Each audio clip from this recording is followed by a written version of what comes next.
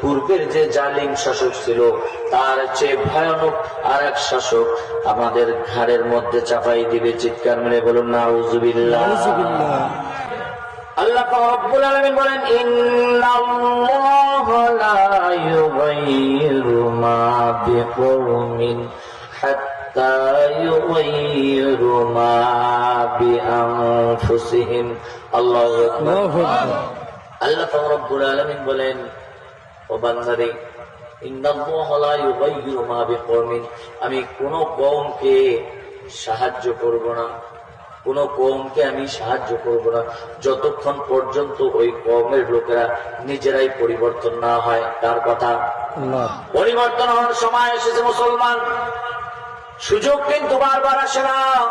এবার কিন্তু মুসলমানদের সুযোগ এসেছে, কথা বলেন ঠিক কিনা? মুসলমানদের সুযোগ এসেছে।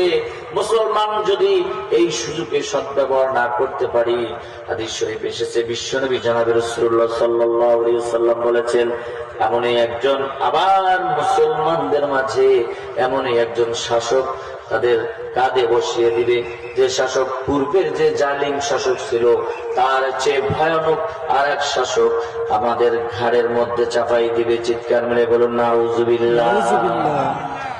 কথা বলেন ঠিক কিনা?